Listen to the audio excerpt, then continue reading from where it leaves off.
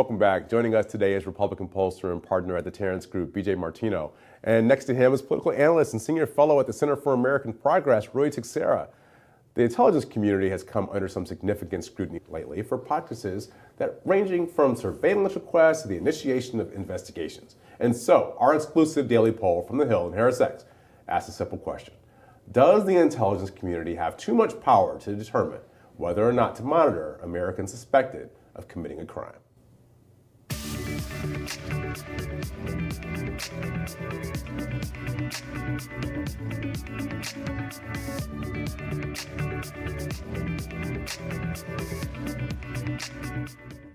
And we found 51% of Americans think the intelligence community has the right amount of power to determine whether to monitor Americans suspected of a crime.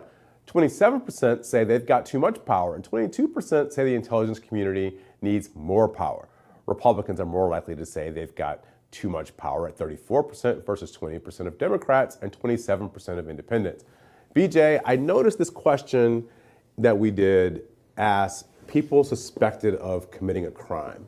I wonder how that number would change if we talked about the intelligence community having too much power to monitor Americans. End of sentence. Period. And what it means, intelligence community, is it's CIA. I mean, using terms like that can definitely have a huge impact on how folks respond to this.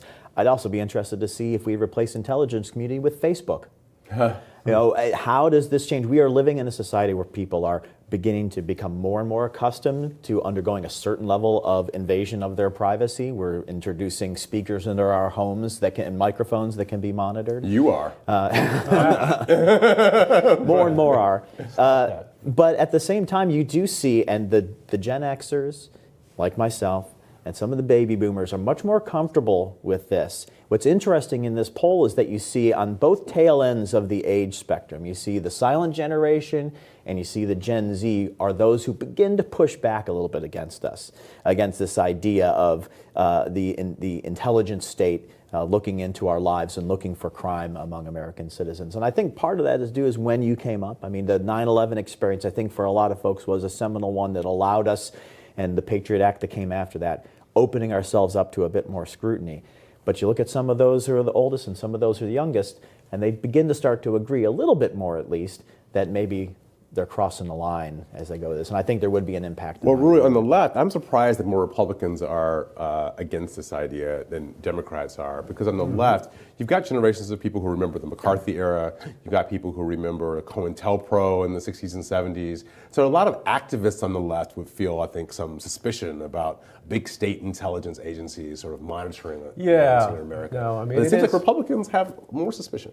Well, I think really you can't take it out of the current partisan context. I mean, I think when Democrats hear this now, I mean, they're thinking about the various ways in which they think the Trump administration has tried to undermine the investigative capacities of, various agencies of the government, and they have a negative reaction to that. So it makes them, in an odd sort of way, favor, or be okay with what the intelligence agencies, whatever that means, who knows how people interpreted that, to, conduct investigations. That's an important thing.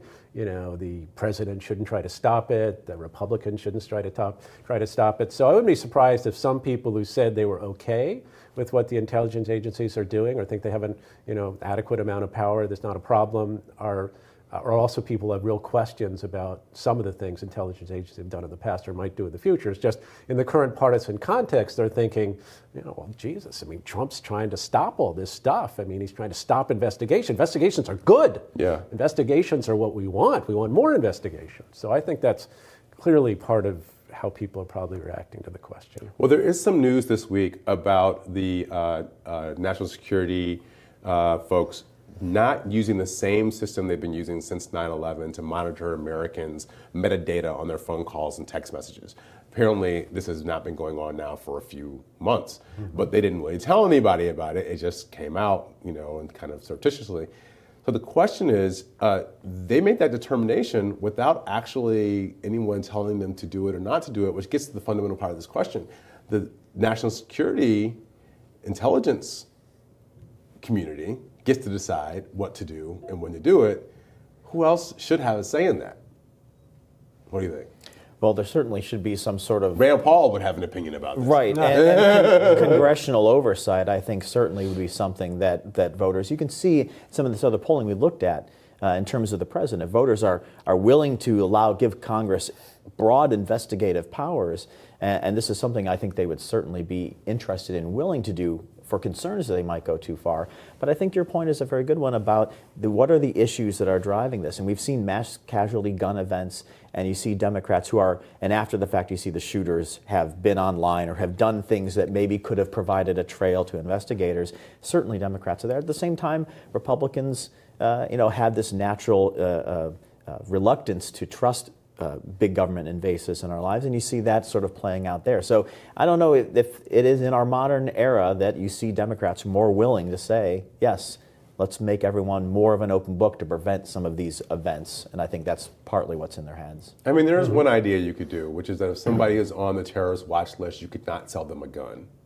But I don't know, that seems to be a controversial position. Still ahead, we're going to drill down on the book, The Optimistic Leftist, with the author, Roy. Next on What America's Thinking.